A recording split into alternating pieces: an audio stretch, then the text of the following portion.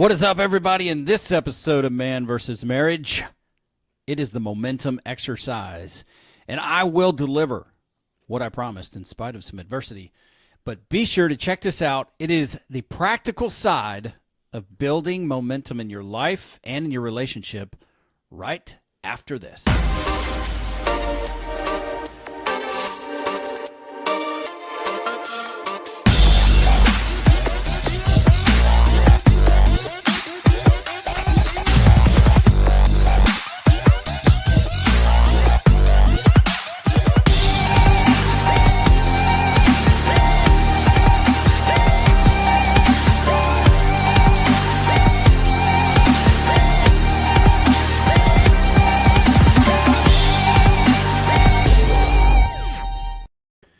Welcome back to another episode of Man versus Marriage. It is I, your humble servant, the Q-Dog, in the Moran family studio with my lovely wife, Jeannie Moran. And Jeannie, you are now on stage. Honey bun, what is going on? Not much today. I need you to scoot a little closer to the microphone. No. Okay. She refuses, which is cool. Just so you know, before we get started, I had a great, I don't know if it's great, I had a new webcam while we're not moved into the new studio, and it was going to give a better picture of me because I need all the help I can get. And guess what? The computer just does not have the huevos to run it because there's a delay. Well, without further ado, ladies and gentlemen, we are excited to give you this live episode of Man versus Marriage today. And today is all about momentum, gaining momentum in your life and in your relationship. Here's the challenge. I left my iPad on the plane yesterday and did not realize it. And it has my outline. I've got my rough draft here, which is awesome. But I outlined the show and I outlined my answers. I put them in very neat and organized categories. And they are not here. So I will do my best. Before we get started, I want to let you know that you can email us directly, Quincy@mvsmpodcast.com. For those of you audio only, we do have a YouTube that we are trying to gain some momentum on, so it'd be great for you to go and check the show out right there. It is Man versus Marriage Podcast, and I will probably put the link in the show notes, which I think I do. Or you can go to quincymoran.com and check out all the brands that we have that we are building in order to impact your life in a very positive way. But if you email Quincy@mvsmpodcast.com, that's like Man versus Marriage, mvsmpodcast.com, then you will get right to me. So without further ado, I want to talk to you a little bit. I do remember, I somewhat recall how I outlined the program. Wow. I don't know what that was. It just flew in front of me, but it is now a part of me. And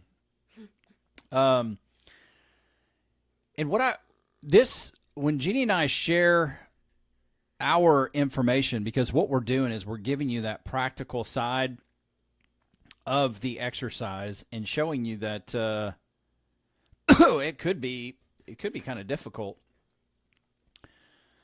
Excuse me for being distracted. Just making sure that everything's good on the old live. Ladies and gentlemen, your boy's struggling today, but he's going to get his crap together. What are you shaking your head at? Well, you had white stuff on your mouth, so wait That for is you to catch it before the camera stared at you, and then people started messaging you saying, "Hey, it's on your lip. You're Yeah. kind of crusty." So, you know. Yeah, that is disgusting. So I appreciate that. Just Okay. letting you know, we do have people that would love to highlight that for you. Yeah, let me talk about this and what drove the momentum exercise. And I wanted to talk to you a little bit about. Quincy needs a cough button. He does. Yeah, I've got the Jeannie Moran going on, which is not ideal.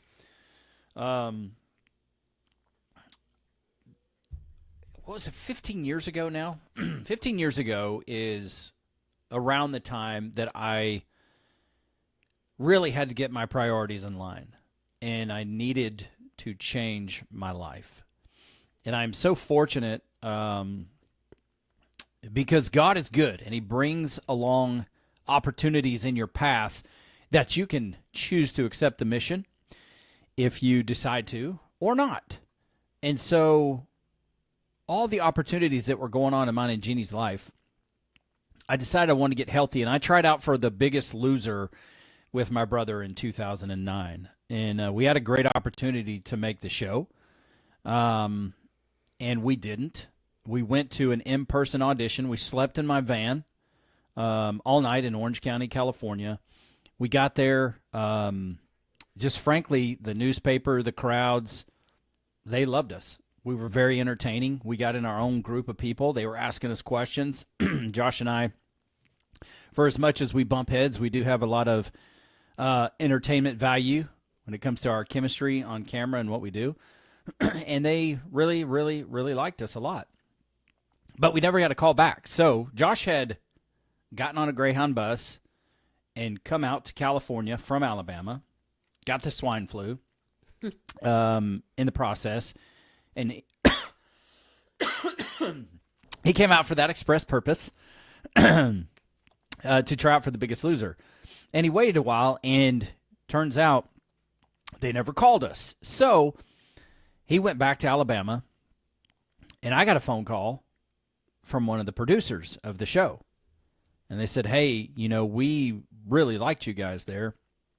We want to know more about you.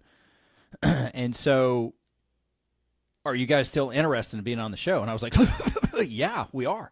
Of course. So I got Josh on the phone. I believe the girl's name was Kate. It was her birthday. We sang her happy birthday. We entertained her. It was a lot of fun. Anyway, at the end of the call, she was like, I love you guys. I'm taking you to our producer, and I want to get you on the show. I said, listen, either way, would you email us to let us know? Because I was like, if this doesn't work out, we've got to do something because we're both huge, you know, well over 350 pounds apiece. And so, you know, she emailed us back, and frankly, the vibe was and I shared this email up when we started. When we got the email back to us that declined us for the show, what she kind of told us on the phone, and what I had it on the internet, is they just had too many white people for the show. They wanted to add, yeah, they wanted people that looked differently than us. And I was like, well, I don't know. I think if we're great candidates for the show, bring us on the show. Keep the show going, and whoever the best candidates are, bring them. But it didn't work out. So we started calling ourselves the Biggest Loser Rejects.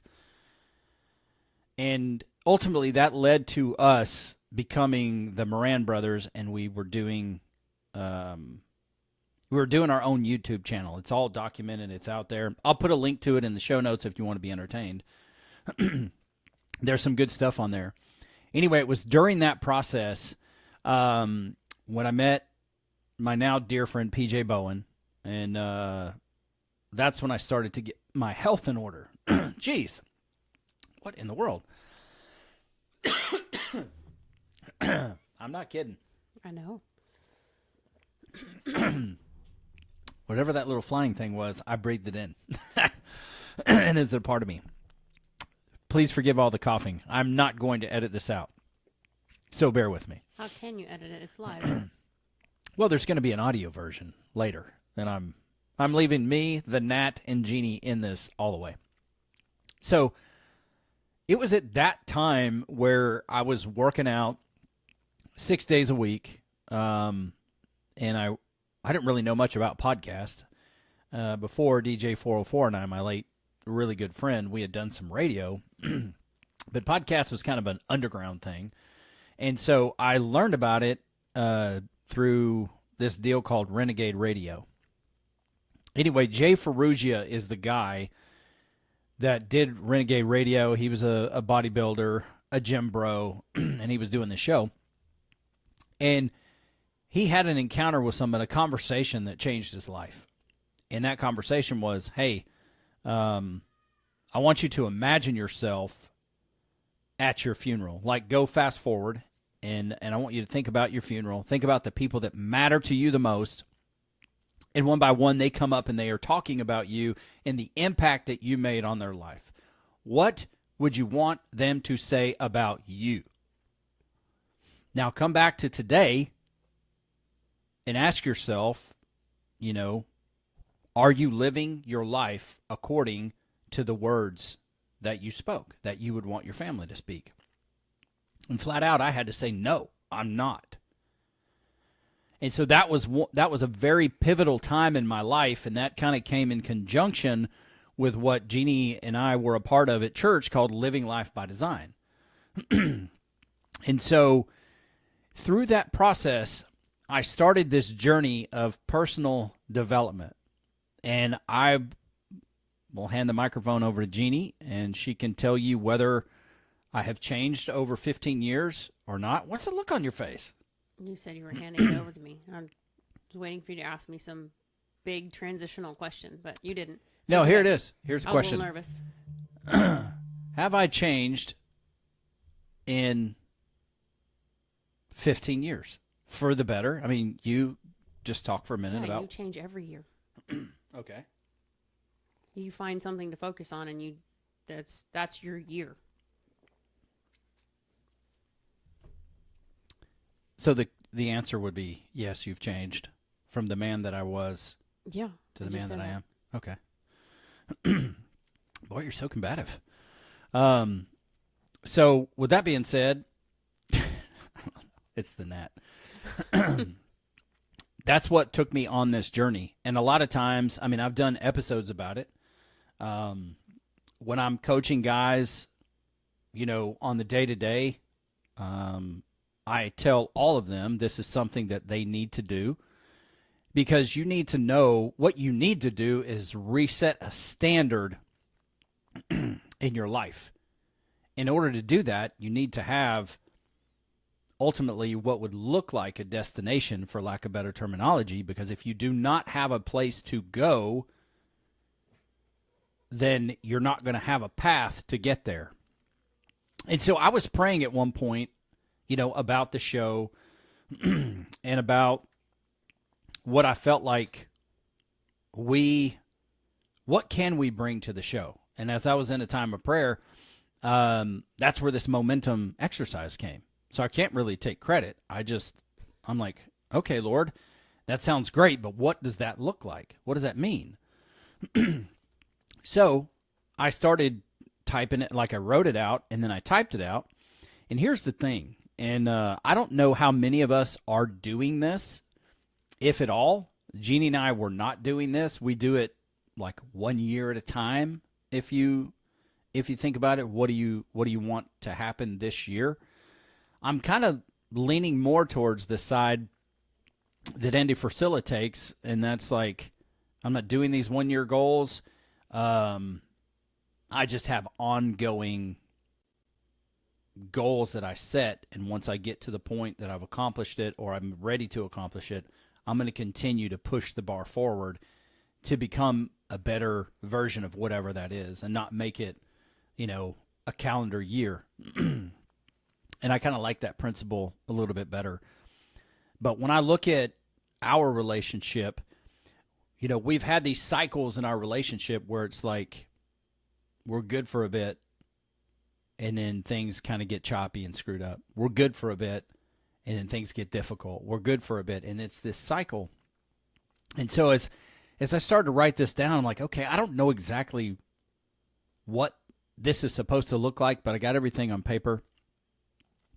And so I used the same premise, which is fast forward a decade in your marriage. Imagine yourself sitting with your spouse and having a time of gratitude and reflection. Looking back and saying, gosh, it's been 10 years. And for us, it'll be like, wow, it's been 10 years since our youngest child graduated. Mm-hmm. And here's the exercise, because I want to give that to you. It is, what are 3 to 5 attributes that you want to celebrate about your relationship Example, I love X, Y, or Z about our relationship as you're sitting with your spouse and you're reminiscing about the celebrating the last 10 years. And so I want to know that for where I am, but I also want to know that for where Jeannie is. And I don't want us to do the exercise together. I want us to do it individually. So we bring our heart to the program. Well, to one another, because I didn't originally intend on doing this part live. But then we did the show, and then neither one of us did the exercise. So it's like, well, that's a bunch of crap. Life happened. Yeah, it's a bunch of crap. And so we did a reboot, which the next episode was so much better. Took accountability for not doing it. And now we're bringing that, the practical side, the hands-on side to you, so we could talk through some of the difficulties we had in doing, said episode. So, the next part of that is, now imagine 3 to 5 attributes you would thank your spouse for, in support of your relationship, and then 3 to 5 attributes you would like for your spouse to thank you. So that is, that's a bit of the twist right there, which is, I want my spouse to thank me for X, Y, and Z. And then I want to thank my spouse for being this to me. And so if you do that, and you do it separately, what you're going to find is that you're going to communicate your needs to your spouse, and then you guys are going to work together on what the next 10 years looks like. And who knows if things are going to be the same. There's a chance that what I'm celebrating in our relationship, you may not be. So it might open my eyes to something that you want in our relationship looking forward that I'm missing. And I kind of had to take this from a different perspective, though. I couldn't take it for 10 years. I struggle with seeing that far ahead, given all the moving variables that we have. So I had to focus on like the next 2 to 5 years, maybe, and just kind of gave myself a little bit of grace there, because we're still in that transition point now, and I still have trouble looking at, in 3 months, what is our house going to look like? What is our time together going to look like? What is our support for autism going to look like? All of those factors kind of played in to my thought process on this. So I didn't go the full 10 years because I couldn't, as bad as that sounds, I could not get my thought process to go that far in advance. I tried. well, I mean, what's the difference in looking at 5 years as opposed to 10 years? Because I mean, it's not.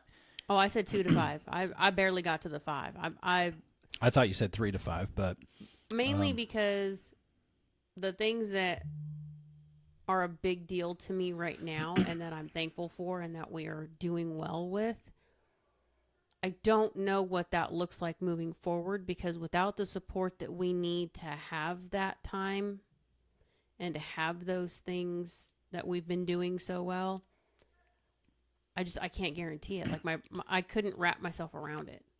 yeah, and I think that's probably the first aha moment for you, if you sit back and listen to the answer that you just gave, because this is an opportunity. I know we want it to be realistic, but this is an opportunity to go to the clouds and say what it is you really want, and not allow those limiting factors or beliefs to get in the way. I didn't look at it that way, because when we discussed doing the project, it was not explained to me to take it as a going to the clouds moment. It was a look at where we are, what we're grateful for, where we've been, what we want moving forward, and what does it look like in 10 years. I didn't look at that as going to the clouds. If it was going to the clouds, my answers would probably be a little more in depth. but I didn't take it that way Well, because I looked at what was sitting in front of us. Well, let me ask you to do this. Let me ask you to go back and, there's YouTube now, so you can watch it. You don't have to just listen to the audio. But go back and watch that episode and listen to the things we talked about. Because I start this off, and look, because you did it that way, it doesn't mean that it's wrong. But I want you to take a step back now in the moment and look at how you limited yourself. It wouldn't change my answers. It would change, because it doesn't change what I'm proud of or what I want. The only thing that it would change is whether or not it's feasible. Okay. And Does that so make sense? I just want to challenge you there again. Okay. Because you're limiting yourself. Now, if you read, like you have the exercise there. I have my answers. Okay, because, and guys, I'm sorry about clearing my throat. The gnat got me. It's getting better.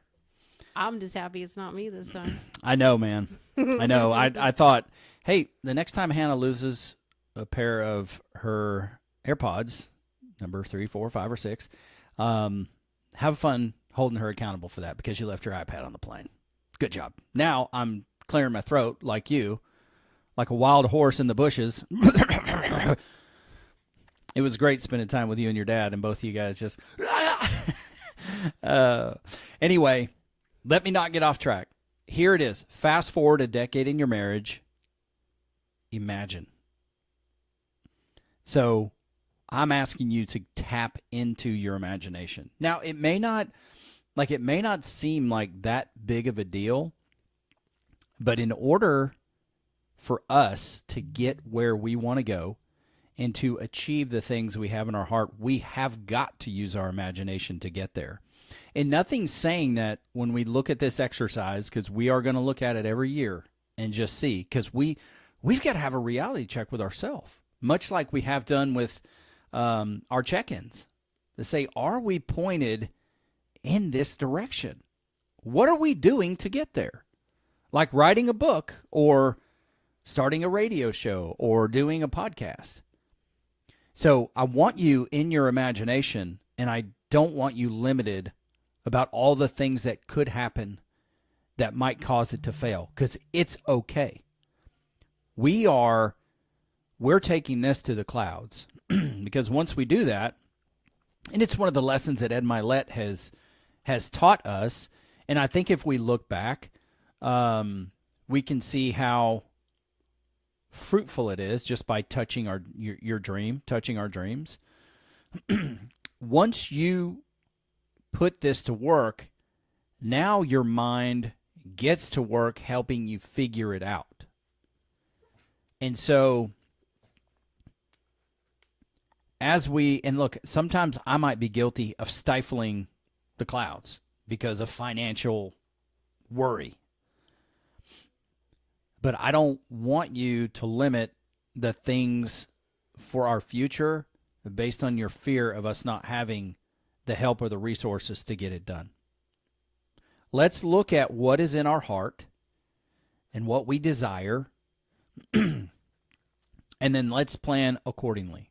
Ultimately, people of faith, key in on this. Ultimately, the desires of your heart, if they are pure, and if your ambitions align with the heart of God, not selfish ambition, but if your ambitions align with the heart of God, then those things are completely possible for you. And I'll say something that many people in the church may not agree with, and I'm okay with that. And it's simply this: you are worthy of every single thing that God is going to give you that's connected to your calling and your purpose, because He created you that way. And those things are necessary to accomplish those goals. Those things are necessary in order to accomplish His will on the earth. And so I'm not sitting here saying that, You're worthy of everything you want, but the things that he's going to add to you in order to accomplish his will, your calling is worthy of. Maybe that's a better way to say it. So I want to challenge you, honey, and thank you for being honest. I want to challenge you, the listener, and thank you for being honest, that if you allowed some of that to limit your imagination, just consider that. So here's what we're going to do. And this is going to be more difficult for me because I took this paper that has all kinds of stuff on it, and I lined it out on my iPad. And my iPad is now with American Airlines, and I pray that there's a good Samaritan out there, and that the iPad is in Dallas, Texas, and I can get it because I have some really good shows planned out on that iPad, and I have not backed it up, which is a bummer. So let's talk about it, okay? What are 3 to 5 attributes you want to celebrate about your relationship in 3 to 5 or 10 years from now? Honey, what did you put down? Quality time together, laughter, fun, and new experiences in our intimacy. Okay, awesome. And I wonder at some point if we will need to get more granular. The answer is yes. So that we're intentional, about what it is that we're doing. So here's what I put. I want to celebrate that we are having so much fun and there is so much joy. I want to celebrate that we have supported each other in healing our insecurities, because I believe our insecurities are holding us back. Whether it's our personal insecurities that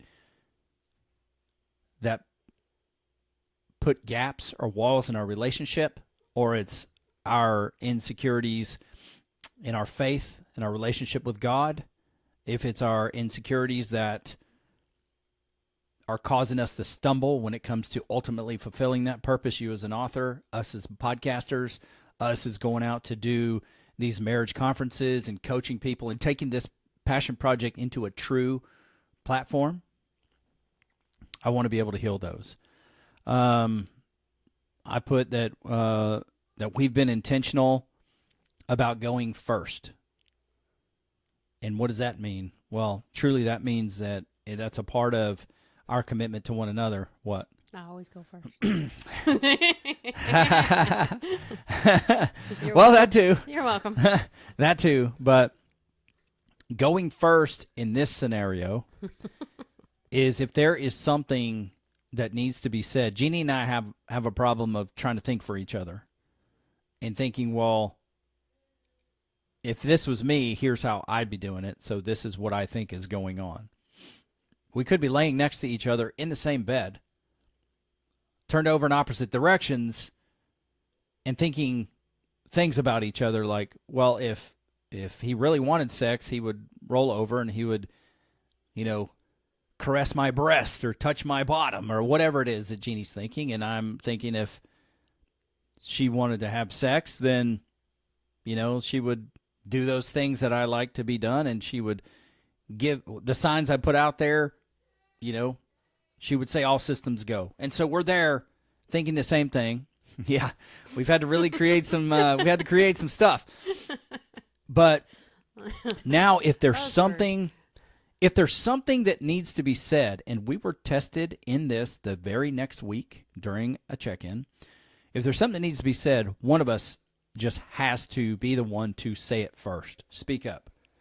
And the fact is that when we were tested with that, I spoke up about it, and it was the very thing that you were concerned about.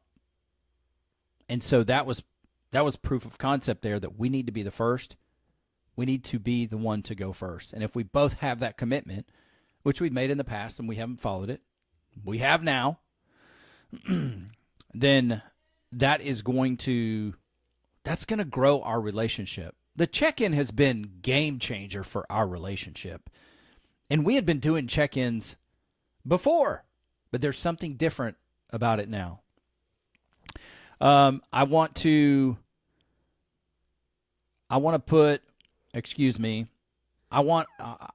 celebrate that our love has grown deeper, that we have a deeper connection. And so intentional connection, I went and I rewrote them. So I'm just gonna write them again or read them again. Intentional connection, encouragement and support. Oh, this might be the second one. There were some more that I put on there because you don't have to limit yourself to 5. You don't even have to put 5. You could put 1 or 2. So it sounds to me like we're like-minded in what we want to celebrate about our relationship over the next 5 to 10 years. And that's great. So what we're going to need to do is we're going to need to go to the next step, which is what does that look like? And then how do we execute on that? And I hate to make it sound like a business, but you need to be intentional about your relationship. Because who's looking 10 years down the road? Who's looking 5 years down the road for what you want in your relationship with your spouse? I don't know if anybody's doing it. So I don't want to be a statistic. Yeah.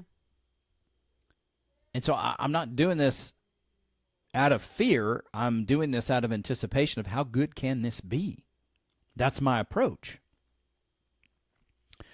Now, imagine 3 to 5 attributes you would thank your spouse for in support of your relationship. And so that's where we are, number 2. So, honey, why don't you talk me through where you were?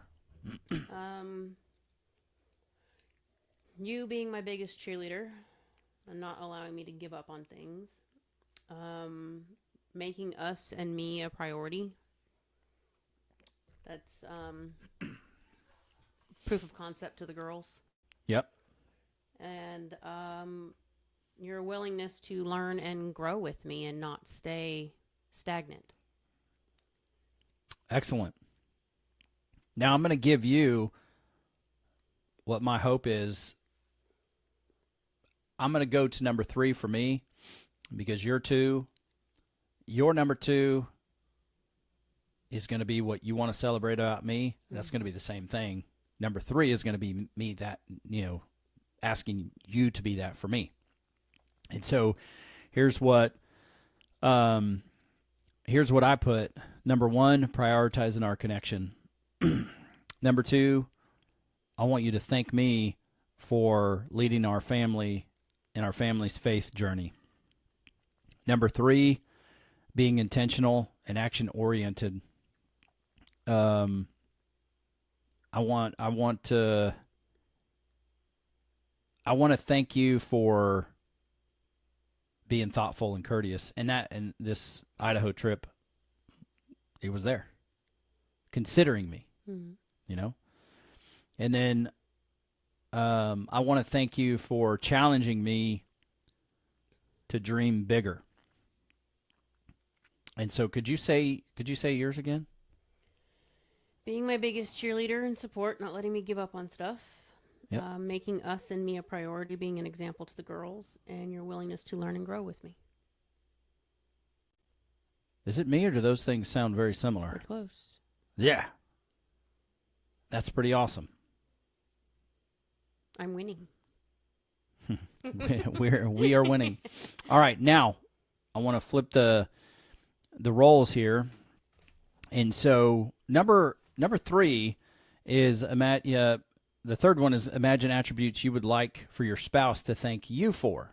And so Jeannie's going to read her 3, and I'll read my 2 because those 2 connect to each other. I hope I'm making sense here. And if I'm not, we'll try to figure it out. Go ahead. Making you a priority. Seeking ways to keep our intimacy going through life changes and what's in front of us. And always building you up and edifying you. Yeah. Well, here's what I put. Intentional connection. I got a lot of them. And then I kind of parsed them down on the iPad. You'll see one day if I ever get it back. I'll have to redo this anyway. Encouragement and support in my calling. Reconnecting our faith together. And that's primarily because when we first got together, we did a lot in building our relationship together based on faith. And that's kind of drifted. That's not kind of, that has drifted apart. We may have our own personal relationship going, but as far as our connection and our faith,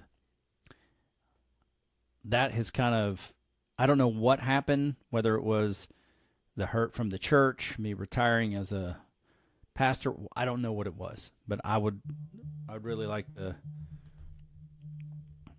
to see that come back. Keeping us a priority, that we kept our promises, to each other. I put in there, so much fun and joy again. And here's one, I would love for you to thank me that we didn't settle for easy, that we did what was best. Because that is a really big deal in life in general, plus our circumstances, but in life in general, that's a big deal. And then finally, financial freedom, which is something that we aspire to have, because we have a large family, and there's a lot we want to do to help other people, but also that, with what we want to do to help our family down the road. And so those are the things that I'm looking for. And I brought them down to like 5 or 6. And so when I get my iPad back, I'll go over that with you. And, there was on the last one, there was a number 5. I missed it just because it's so messy here, but major growth and partnership for our podcast platform is one of those things that I want us to be able to partner together on. So here's the deal. And I'm going to make this available to you guys. If you send me an email, Quincy@mvsmpodcast.com, then I'm going to send you this document. And I want you to take this. I want you to print it out. And I truly want you and your wife, or wives, I want you and your husband to fill this out, because I'm convinced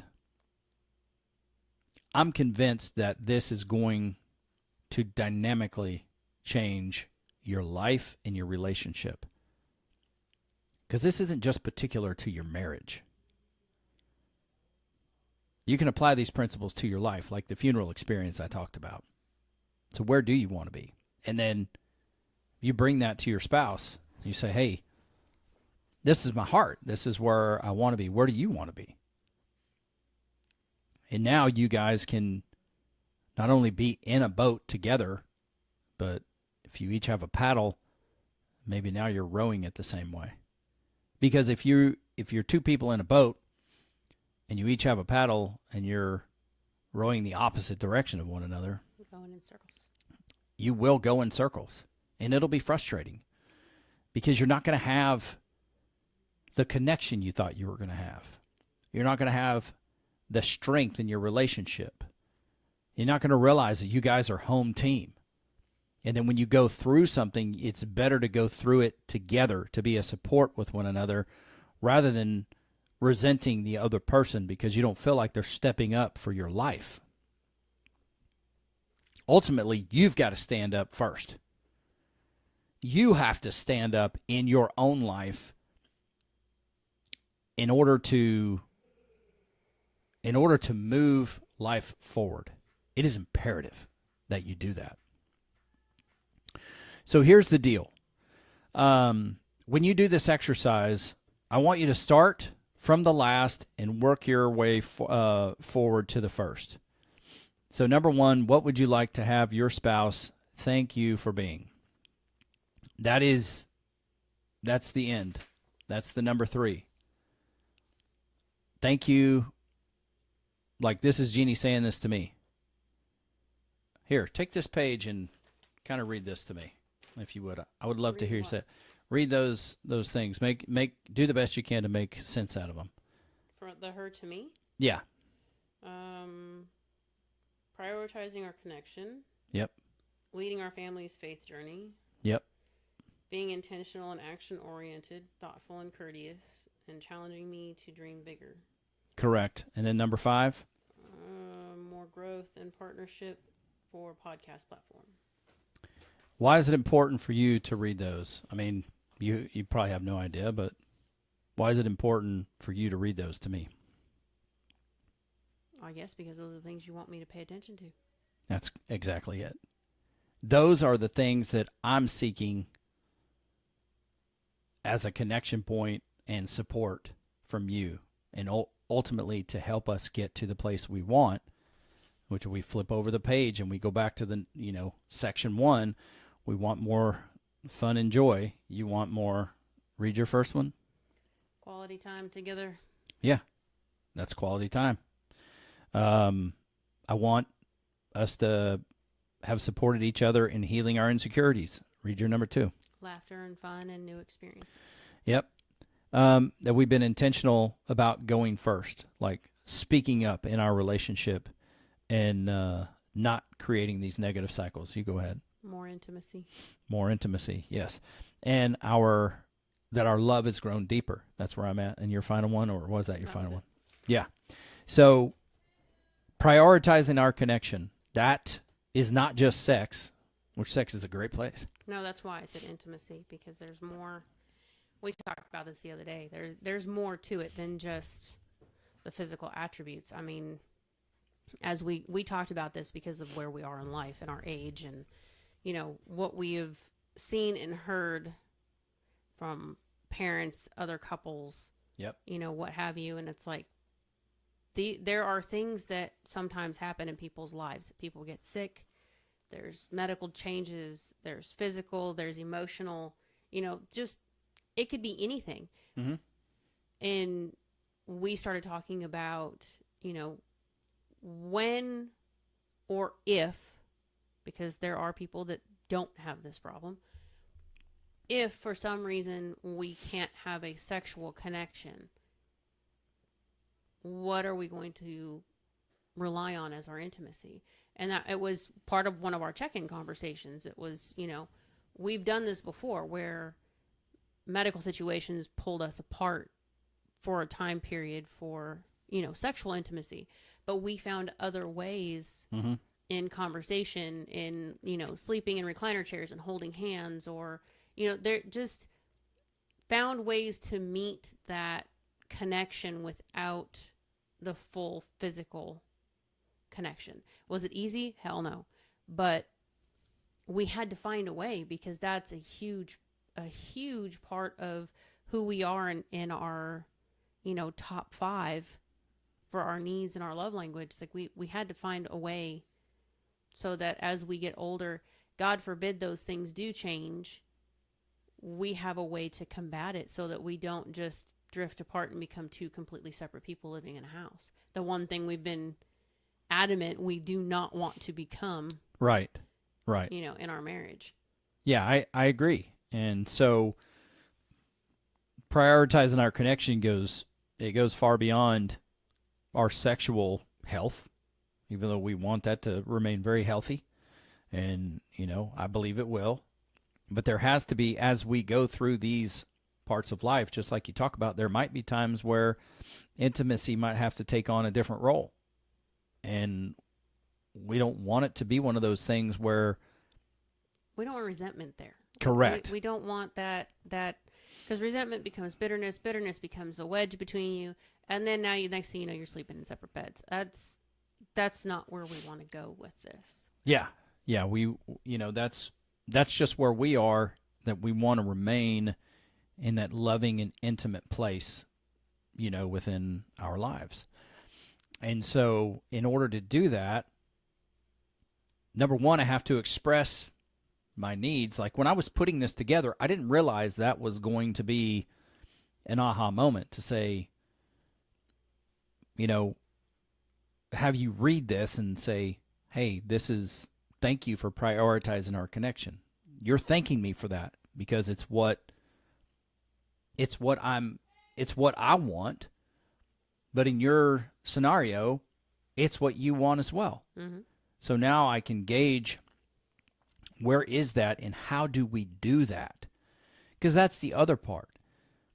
And I think one of the biggest lessons is when we did this show the first time and we had this exercise to do, both of us just went on about life and we didn't do the exercise. And how often are we doing that with our relationship as a whole? Yeah. And so, that to me is it's an eye opener. So I appreciate you taking this and reading it to me, because these are the things I want you to thank me for. It's my hope. And this in 4 or 5 years, this may be different, because we may have this pegged. I mean, who knows? But I know now that we're going to know, because we will follow through on this. And so, listener, I encourage you today to really dig deep. What were some of the challenges that you've already talked about one, honey, but what were some of the other challenges that you faced in doing this exercise? Well, it's going to sound stupid, but you know how you do the one where, what do you want people to talk about at your funeral? Mm-hmm. I had to, kind of go back and forth. I understand where this is going, but these were things you wouldn't necessarily say in front of other people. These would be things that were between you and me, like the behind the scenes deep stuff that you wouldn't share behind a pulpit with others. Does that make sense? Because when I started thinking about, okay, well, if we're doing the funeral thing, I'm not going to talk about our intimacy, because there are things in that obviously I wouldn't want spoken out loud. But most of it was just, like I said before, looking at where are we, where do we want to go, and what does that look like? And just given the current place that we're in and the moving variables, it was difficult for me to picture 5-10 years down the road. So I had to because I went the easy way. I did 3 for everything, because trying to look at too far down the line, I couldn't move too many goals. I don't process that way. It's something that we're working on, and I actually have people outside of Quincy and I helping me work on that. Mm-hmm. But that was probably the hard part for me. Was I can do 3. 3 is an easy enough number. I can do that. You went further than that, but you usually do. You can see further down the line, and you put in more things that you want to fill in that time gap. For me, it's short, attainable. What can I focus on? And then I just prioritized, what are the things we've been talking about in the check-in? What are the things that we've agreed we want to work on? Good, better, best. Okay, we might be sitting in good in this situation, but we're sitting at better in this one. So where do I put those priority-wise? And, what have we talked about, what we want moving forward? And then I just adapted that to where we're at. Like, we talked about it a couple of times, and it's like, what are we most grateful for? And both of us every time come back to, we just enjoy being with each other. We enjoy our company. We enjoy having fun. We love experiencing things together. 9 times out of 10, we'll go do something together before we experience it with the kids, just so that we get that first time aha that we know they're going to get. Yep. Because otherwise, when we do it with the kids first, sometimes you and I overlook how we feel, and we experience it through them. So I looked at that kind of stuff more than anything, I think, trying to put this together. And then I looked at some of the stuff that I have to be careful because we're live. We just came off of a vacation, and some of the things that were in front of me from other couples and whatnot and involved, I had to look at what of that situation, it's not necessarily bad, but what of it could I see becoming an issue for us, and how do I prevent that now? What can I do to make it so that those things are harder for us? Does that make sense? I know you understand what I'm talking about. Well, I Listener think probably doesn't. I think in life in general, not just the vacations or the trips that we've recently been on, but you will observe other couples. You know, and that could be couples that are in your family, or couples that you're friends with. Prime example, when we went to the award ceremony. We went to an award ceremony and there's lots of kids involved, there's lots of parents involved. But the one thing that stuck out the most to both of us was a kid's name would get called and you would see one parent coming from this side of the room and one parent coming from this side of the room. And both of us were like, holy crap. I don't ever want that to be us. Like, I don't ever want that child, grandchild. I don't ever want that to be how this works. When they call a Moran, I want it to be us, not us. You know what I mean? Yeah. And that was something that we really took to heart. Hell, that started our whole breakthrough in the argument. But just looking at, you know, health situations and, you know, different perspectives of how people around us live. It's not right, wrong, or indifferent. It's just, what do I want? Mm-hmm. What am I willing to settle for? And am I willing to settle? Yeah, and it's the premise of what we've brought this year. It's actually the foundation, I guess, the premise and the foundation from where we've come from in this particular year, which is, what do you want? And so that's, you know, I had no idea that this particular exercise was going to happen. And look, maybe you're listening to this, you're going, what's the big deal? What's the big deal? What is the big deal about this? I don't. Try to sit down and think about it. You'll find out what the big deal is. Yeah. It wasn't easy. It was not something that I could just sit down and go, I got my top three. I normally, when we did the one marriage, and they asked, you know, give us your top 5 for this. You and I both, boom, top 5, got it. I know exactly what it is. But when it came down to this one and where we're at now in life, which, you know, it's our baby of the babies is graduated and transitioning. You know, we have my parents and your parents are now in that phase of life of, we don't know how much we have left, but we know that, you know, we're anywhere from a 5 to a 25-year span. Yeah. And we don't know what that looks like. We don't know who's going to be taking care of who. We just don't know. And then we have kids that are talking about marriage and babies and things of that. And it's just, it's a lot. It's a lot. I think it's a lot that everybody goes through, and are they talking about it? I don't know if it's necessarily, are they talking about it? I think what happens is we become so focused on those areas of life that we don't come back to where we're sitting. We were having this conversation yesterday. We went out to lunch with somebody and we were talking about someone else that we had been visiting with. And it was like trying to get them to understand, you know, panic attacks and anxiety and stress and all these things isn't just life becoming overwhelming. It's how many things are you focusing on that you don't have certainty in, but you're not going to have certainty. Until we have answers, we don't have answers. But are you actually talking through and processing what it is that your concern is, and allowing someone else to come back and pull you into perspective? We did this the other night with Quincy and I. We've got some challenges ahead of us over the next few months, and I had to voice it. Now, whether or not everybody in the conversation agrees with the things that I'm concerned with wasn't my issue. My issue was, I need people to understand this is my concern. This is what I'm worried about. This is what I'm willing to do. Where do you stand?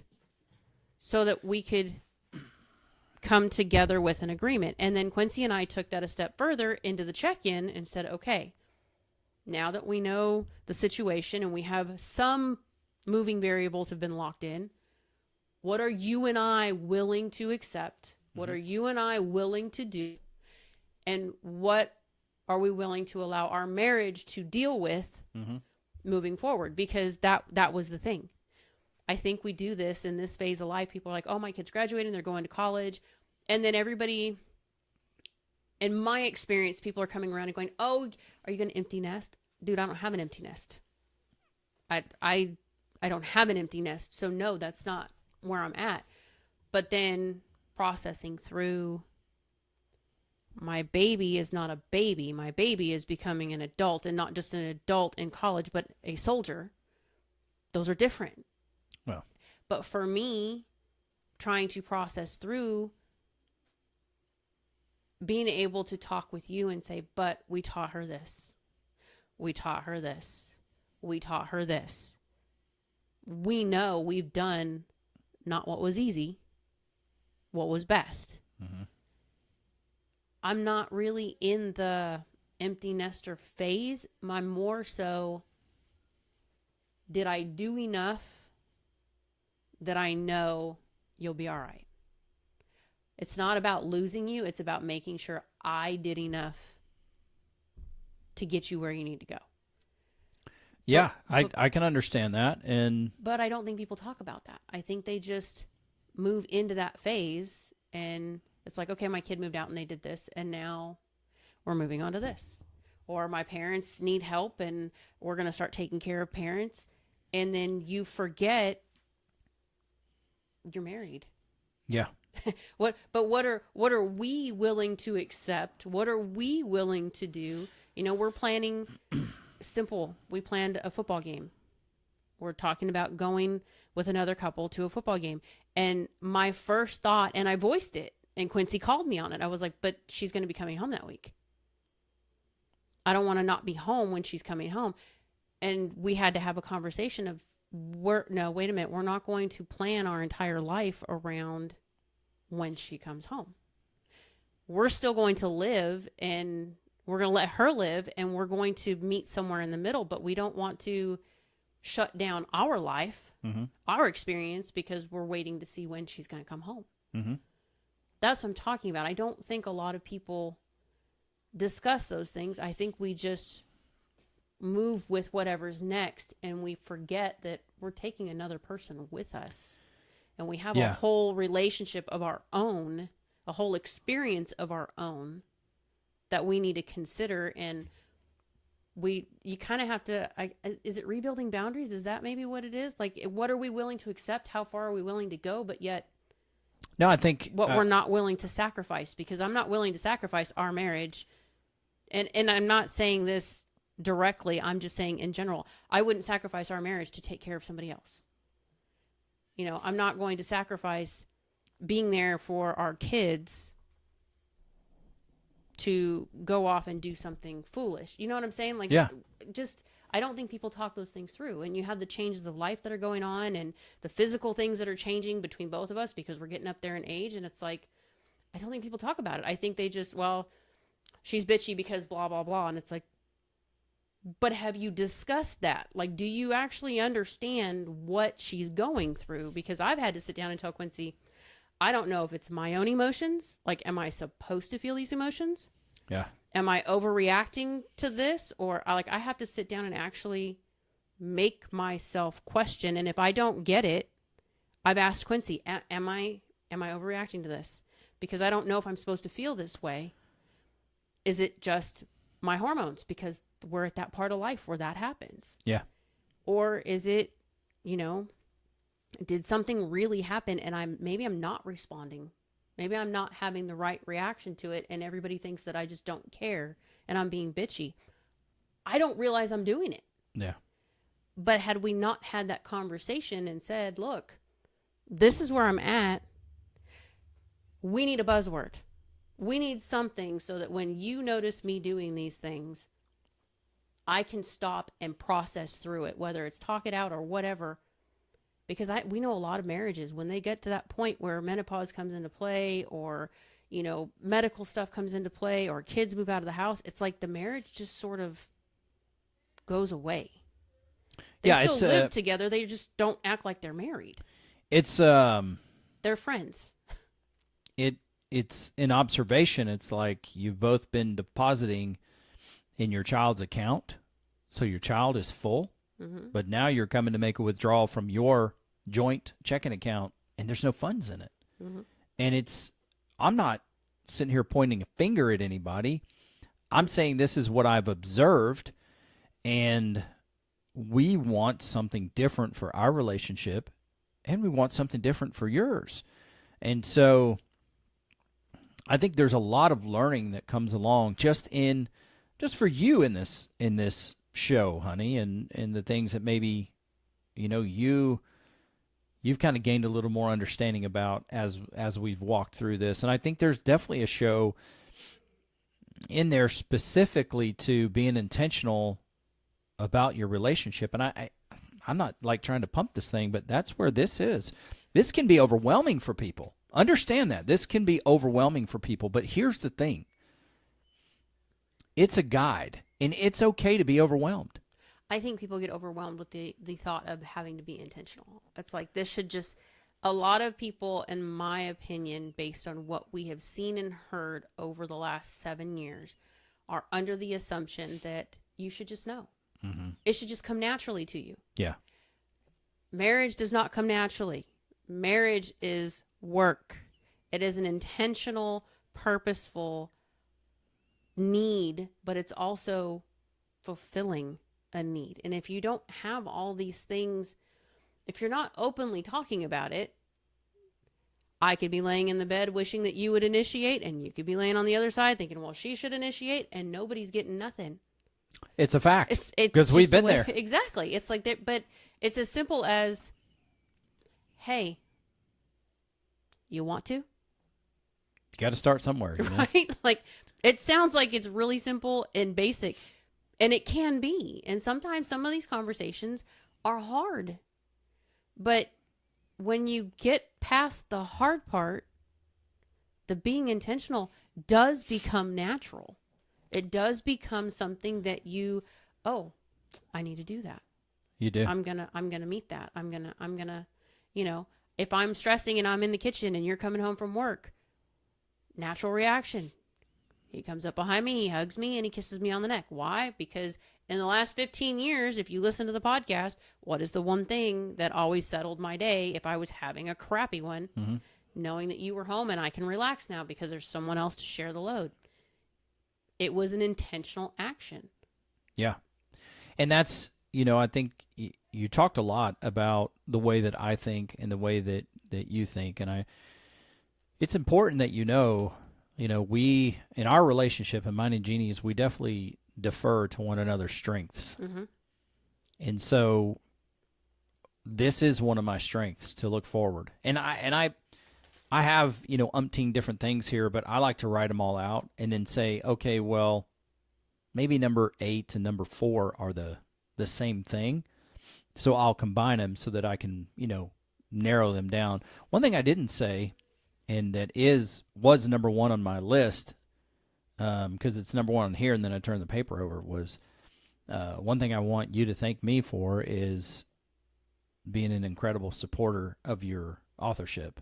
For you, being an author, I didn't make it on there, so sorry about that. I even put numbers on this one, like on the front of this page, which is, I want us to celebrate. I want us to thank each other for making 50 amazing memories over the next decade. Just putting an outlandish number there, because then we're going to get started to do it. Now, here's the last part of the exercise. Here's what I want you, come back to the present day, review your list, and ask yourself this question for each one. Am I providing these attributes in support of my relationship and my spouse today? And the next one is, are my personal intentions and daily actions leading me to these things? And so, in other words, are my intentions and my actions going to align with the words and the values of the future me that I desire to be? And so, the last piece I will give you is this. You need to ask yourself this question: am I communicating my needs to my spouse?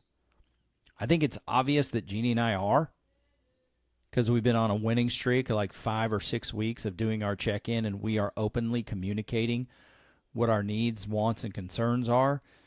And some of these have gone great.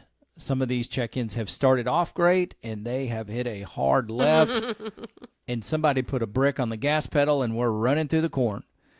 But the difference is now we were able to get control of the car and get it back on the road.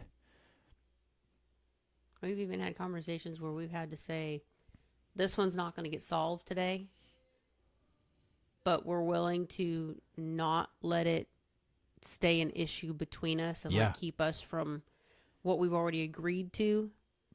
But it's something that we need to table for now and maybe revisit. Correct. And it's been such a great benefit. Now, these are the last two pieces of this puzzle. Here's a question I want you to ask yourself. Are my needs realistic? And are my needs respectful of my spouse? I think that is incredibly, incredibly important. Because if you have needs that aren't realistic, and I'm not saying don't go to the clouds. What does going to the clouds mean? That means if time and money weren't an issue, what's the best thing that you could think of in your wildest imagination? You go to the clouds, and then you take the process of coming back down closer to earth to see what that really looks like. But in this situation, you know, it's important to make sure that you have needs that are realistic. It's important that your needs are respectful. Why do you have that smirk on your face? I was thinking about a conversation with one of our kids. Nothing. Okay, that's fair. It was not a realistic need. No, it wasn't. No, and I could give an example for guys. I will say, you want, one of your needs is to feel fulfilled sexually, and so 7 days a week for the next 10 years, you want her to perform a particular sexual act on you because that's what you're going to need. That's not realistic, guys. Okay? So don't take it there. Inside thoughts. Yeah. But that's important. It's important. And look, there was some struggle for us going through this because I had a hard time figuring out what I was going to write down. It took me spending time, and I did it in little bites. So on my Power 5 list, I would put momentum, 2 or 3 things. Just keep it small. You aim small, miss small. Here's the thing is that Jeannie and I, if you don't put a date on this thing for when you're coming back together, you're going to let life run through you, and 2 or 3 weeks or a month or 2 months will go by, and you will have not done anything on this exercise. I will add to that, though, and this is what works for me, because we had life happening. And I don't know if your spouse is like me and we run the house and the schedule and the stuff. It is very hard to just pick an hour to sit down and focus on something like this and just hone in, because my brain was not allowing me. I mean, just writing the book gives you the example. I was all over the place since January, just with surgeries and life itself. But when we got to this part and we said, okay, we want to come back, we want to have this done, I couldn't get it done. I couldn't focus. But when we were able to get away from home and get away from the responsibilities and actually have just be. I didn't have to take care of anybody. I just had to be. That's when this was the easiest for me to hone in on, what do I want? What does this look like? So if you're going to do this, I would suggest, if you can, take a night away, take some time away, maybe in chunks. Take a couple of nights and say, okay, we're going to go out for a few hours and we're just going to talk this through. And then come back that evening before bed and journal out like Quincy did. Because it's not easy to hone in on something that is this future projected, if that makes sense, when you've got chaos in your household. And I'm not saying chaos in a bad way. For us, it is just a lot of people, a lot of schedules. We had senior year, we had trips coming up, we had work going on. It was just a lot. So to sit down and do the check-in was about as much as I could focus and really hone in until we got away and I could say, okay, I don't have to worry about this. I don't have to worry about this. Now I can focus on us and what does it look like? Yeah, I think that's great advice. I suggest, putting time aside and sacrificing some of maybe your pleasure time. I mean, watching TV, hobbies, or whatever, not necessarily your sex life. But sacrificing some of that if you can. Not everybody has, 10 people with moving parts, and we're not responsible for a handful of these people anymore. But not everybody has that. So I appreciate you for mentioning that, because it feels like it is a difficult thing to sacrifice the time for it. And that's why I broke it up into chunks to say, thinking about one or two things, I started with 15 minutes or so and just got the bug. Like, even if you start with one in each category,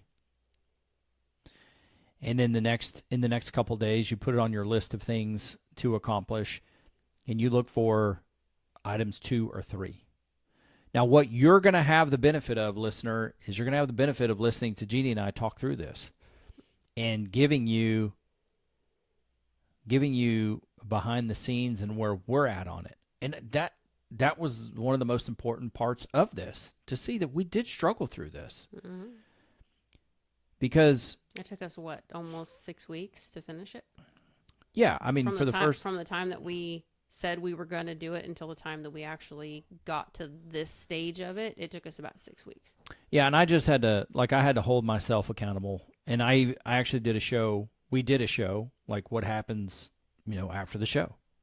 And I had to call myself out because I let things get in the way. But I can tell you, and I'm very confident that as we continue the next steps forward with this momentum exercise, we're going to see significant momentum in our relationship. Why? The things you focus on, you begin to connect with. So we focused on doing our check-in, and I even took our check-in and made it more granular, because the first check-in, it was like, oh, how are you? Oh, I'm good. How are you? We didn't know exactly where to start. So I was like, okay, well, here's what I want to know. How is Jeannie the woman? How's Jeannie's faith? How's Jeannie's health?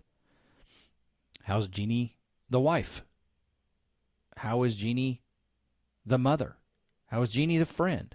How's Jeannie the professional? And you may not think about that, but there are various iterations of yourself, and if you're not doing a heartbeat check, you may not know how they're doing. But look at how, in this 5 to 6 week period, how our relationship after 25 years has changed. Well, I think the difference in the check-in by splitting it up that way also helped us figure out what's causing behaviors, or what's causing, because when we start talking through, you and I were having a hiccup between us. Mm-hmm. Once we got past that, there was still a little rub, but it wasn't between us. It was just in the house. Like, we were both still noticing snippiness and, irritation and whatnot. And when we went through the check-in, it was Jeannie the wife, and then it was Jeannie the mom. Oh, okay. So this is what I'm feeling. This is what's going on. And it was like, oh, okay. So that's where it's not a rub between us. It's a rub here. And this is something that needs to be addressed. And then we got to talk through, how do we address it? Mm-hmm. What's your strength in the situation? What's my strength in the situation? what is our responsibility in the situation? And the more we did that, the easier it was to not piss each other off or snark at each other, because it's not your fault. I'm not mad at you. I'm not mad at them either. It's the situation. Now, how do I navigate it? Or when we talked about, Quincy recently lost a friend, and it hit. It was out of the blue. It was unexpected, and it hit. And it was like, okay, where are you? Mm-hmm. And then we got to talking about, because that's one of the things that we discussed, is how was Quincy the friend? And you got to kind of offload some good, some bad, but then you got to make adjustments. And it was like, okay, well, what if we do this? And it wasn't what if Quincy, it was what if we. Mm-hmm.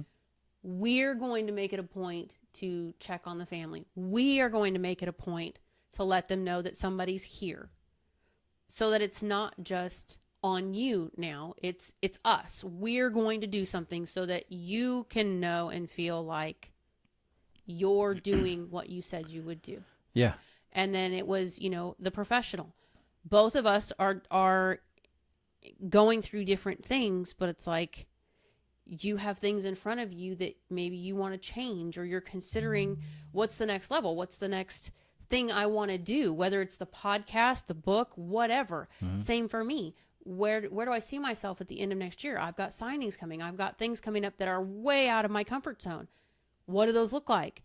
We're starting now to discuss those things as we're moving forward, because we know in a year, this is what we're doing. Okay, what needs to be done? And it's things beyond just how do I feel about it. It's like, I have 3 books due by October. Well, second week of December is the latest that I could possibly have. My goal for myself is to have them done by October. Okay, that's 4 months. The last one took me almost 6 months to write. That's a lot of pressure for myself. We went away for a week, and I've already written close to a quarter of the first one. Mm-hmm. That just proves to me that I can do this if I prioritize my time. We discussed things of, okay, what does our scheduling have to look like? What are the things that are on my plate? What are some of the things that you can do for me or with me or teach me so that it goes better? Because this is Quincy's strength.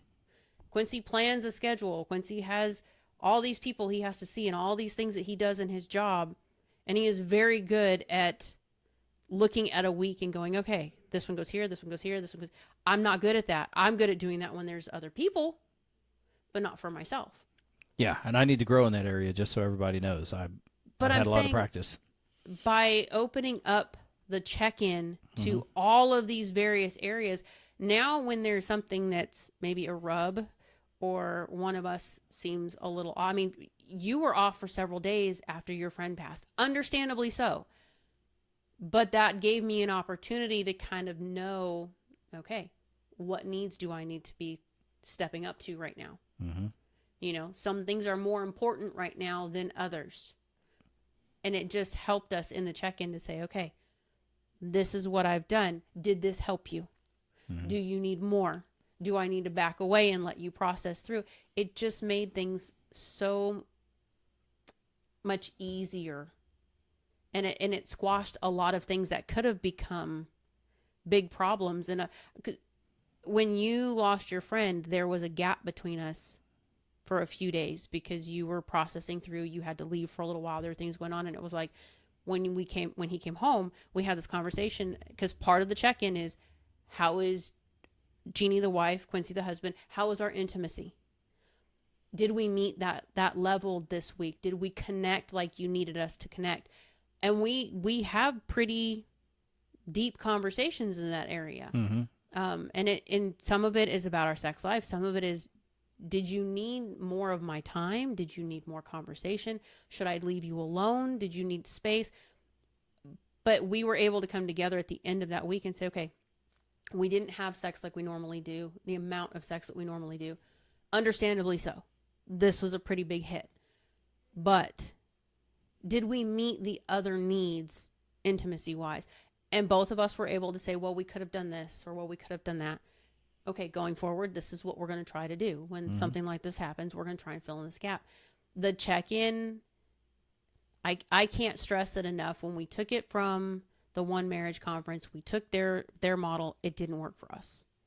We changed it up, and it was okay. This time, changing it up and opening up how we do it and the different areas that we're discussing, I think has been huge for us. Like I said, I think it squashes a lot of things before they become an assumption or, a problem that really isn't a problem between us. Well, one of the primary things it does is it kind of forces you to think about each area of your life, Mm-hmm. and not just associate your emotions in the moment with you as a whole. And there is a lot of power in compartmentalizing adversity. Well, it's really easy for you to just say, well, how are you? I'm good. Yeah. And that's not intentional, it's not specific, and that in the next iteration to the check-in and to checking in on all those things Mm-hmm. is this. And it's a forward-looking check-in. Because now we've communicated what our needs are. Yeah, the perfect example on that we talked about in our first couple of check-ins. One of the things that we both mentioned was we're not getting our time away. For a few years prior to COVID, we made it a mission once a month. We got away for at least 2 nights, just us. No responsibilities, just us, just to go have fun. Most of the time it was going to a hockey game, but that's what it was. It was just going out, getting away, having a good time, no responsibilities. That's since changed quite a bit. And this year we started talking about it, and it's like we need to make that a priority again. Not necessarily going to a hockey game, but we just need to go be and be intentional about our own time and our own growth. And we started taking the first steps in doing that by planning a couple of trips already and, putting ourselves first. But we had to have that check-in to say, what do we need? We want more time. We want more experience. We want more quality. We want more. These are the things that we need. Well, we're sitting here, quality time together, laughter and fun together, new experiences. Everything that we're looking at 5 years down the road is what we're currently focused on. Yeah, and let me say this. This is something I'm going to put out to all of you who listen around the world. And look, it's not so big that you're not important. We do have listeners around the world. How would you like to get on one of these? We don't have to air it, but what if we got on one of these programs together? What if Jeannie and I sat with you and your spouse and we went through one of these sessions together? We'll go. Well, we could do a check-in, but we can also do a momentum exercise. Maybe we start with a check-in. I think you need to start with a check-in because the check-in's going to gauge where your momentum's going to go. So I have the ability to put, I think, up to 50 people on a Zoom. I'm probably not going to pay for Zoom much longer because this StreamYard is thebomb.com. But what if we just got together in a small group and we talked through it and we coached you guys and we did a check-in in front of you, and I'm telling you, it is going to change your life. What does Nick Saban say? Good people learn from their mistakes. Great people learn from other people's mistakes. And so I invite you, if you and your spouse want to get in a little group with Jeannie and I on a WebEx or a Zoom or whatever platform I'm going to use, give me an email and let me know. Not only for the art of the check-in, but also for this momentum exercise. And I'm here to tell you, it's going to change your life. And I'm not telling you that because I just read it somewhere. The 2 people you are listening to or looking at on this program are a product of it. As they say over in the UK, full stop. And I know you Brits are listening because I see the downloads. let me know if that's something that you're interested in. It does not have to be crazy formal, but if we could get 2 or 3 or 4 or 5 couples together, hey, look, I'll do a few of these things because I believe in it that much. If you guys want to do that, should we open it up to like just one of the spouses if the other spouse doesn't want to? I don't know. Email me. It's hard to do a check-in that way. It doesn't mean we can't coach you through some other things, but email me, Quincy@mvsmpodcast.com. So now you have it. If you want this exercise, if you want this document, email me, and then I will email it to you in a PDF format, and then you can present this to your spouse. And I suggest in the audio version, I'll throw in the episode. I should have put the episode in here, but I think it's very important that you expose your spouse to that episode and for what it is you want to do. And furthermore, just because of what we've talked about, I need to put the episode in there for the check-in. And we need to do more episodes about the check-in because I think it's something that you are understanding now, we are understanding together, that it is absolutely game changer for our relationship. Mm-hmm. So that is all that we have for now. Anything else you want to talk about? No, I think we got it. I think we did too. And I love being a part of your life and your relationships. I spent some time on vacation recently, reworking our clothing line. Aside from the women's stuff that's on the website, there's nothing up there that I would not wear myself. And there's nothing on there just taking up space. Everything on there. Some tank tops for me. I will. Everything on there has a mission. And I've just got to tell you, I've ordered a couple of samples because I'm ready to go out and wear them. And I want to get the look and the feel of the shirt and make sure that it's acceptable. And then you'll see them on the program. If you want to get in this drawing that I'm doing for a free shirt, email Quincy@mvsmpodcast.com, and I'll put your name in to win. You'll get an opportunity to go order a shirt for free, gratis, from the Q-Dog. And Man vs. Marriage, I won't limit you to just Man vs. Marriage, which I would hope that you would get one of those to go out and rock it, but it's got the Quincy Moran brand on there. It's got Family Famous on there. And soon to be, it will have Inked Pastor on there, which is an episode that I've already brought you under the premise of change this and change your life. Great episode, excellent feedback, and looking forward to bringing more of those to you. You have the email address. Use it. Let us know what we can do to help you. God bless you. Thank you so much for your time and for listening and for downloading the program. And I would ask you not to keep this program to yourself, but share it with all the people, with anybody you think can get value from it. Help us grow the platform so that we can help more marriages just like we are helping yours. And if you have any questions about this particular momentum exercise, email me. For Jeannie Moran, I am Quincy Moran, and this is Man vs. Marriage, the podcast.